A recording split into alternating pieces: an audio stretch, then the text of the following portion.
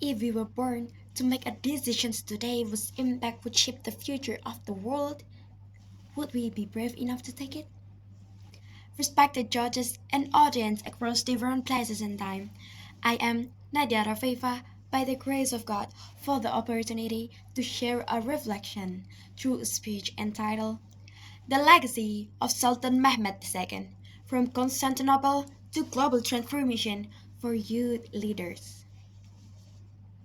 Have you ever imagined that a world power considered unbreakable for more than 1,000 years and believed to be impossible to defeat could be conquered by a 21-year-old youth? That man did not inherit victory from his predecessor. He carved his own victory from a really young age. The existence of Sultan Mehmed II prove that change never waits for us to be ready. Instead, it depends on how well we prepare ourselves for change. From Constantinople as a symbol of world power to the era of global transformation that constantly confront us, there is one thing that never changes. The world needs young people who are brave enough to lead. According to Manuel Castells, a leading scholar on globalization, network society, and internet studies, as stated in The Rise of Network Society, 1996, the world no longer operates to traditional hierarchical system but to globally interconnected digital networks. Digital technology creates a society that functions through networks rather than geographical boundaries. The flow of information, technology, and knowledge causes local national values to directly interact with global cultural currents. Indirectly, both strength and weakness emerge from this transformation, especially for the younger generation, who occupy a strategic position as the main targets of globalization. However, reality has shown us that political apathy, individualism, westernization, technological dependency, and ethical degradation have become some of the most serious consequences of this transformation. Despite these complex challenges, youth leadership also holds great potential for development. Young people are not only targets of globalization, but also agents of change and bridges between cultures, requiring strong adaptability.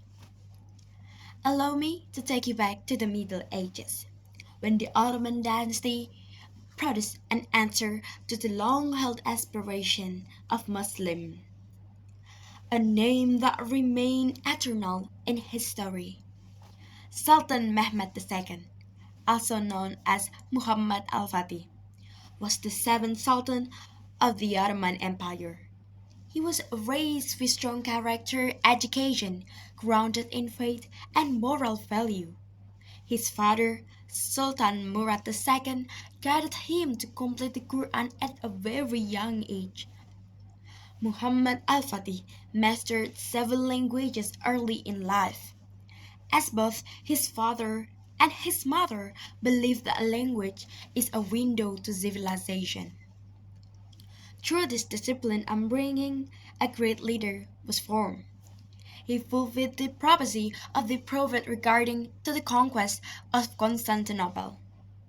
The faith upheld by generation of Ottoman sultans strengthened Muhammad al-Fatih's mental resilience, not merely as a spiritual hope, but as a source of unwavering determination.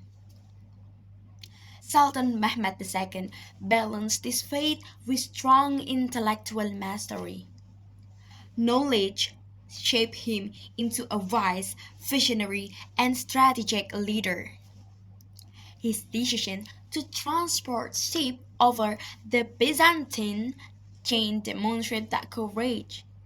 It proved that vision, faith, and strategy have the power to change the course of the world. This is no longer about walls of Constantinople, but about global system, moral crisis, unjust centers of power, and the assumption that young people are too young to lead. The difference between young people from the Sultan Mehmed II era until now does not indicate decline, but rather reflect the different challenges of each era.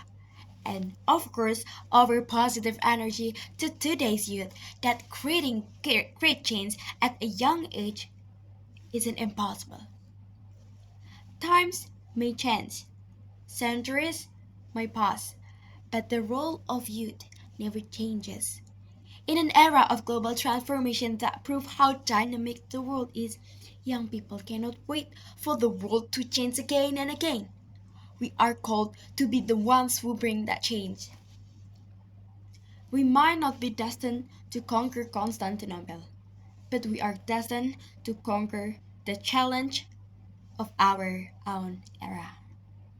With strong integrity, sufficient intellect, unwavering courage, faith, and religion as our moral foundation, the future world will not ask, where were the youth when the change happened?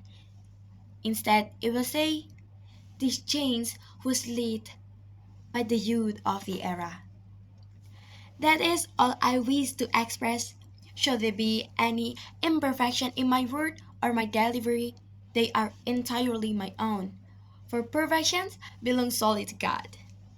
To the honorable judges and the esteemed audience, thank you very nice for your nice attention. May happiness and grace gently accompany you. Nun, welcome your turun by the pen and what it inscribes.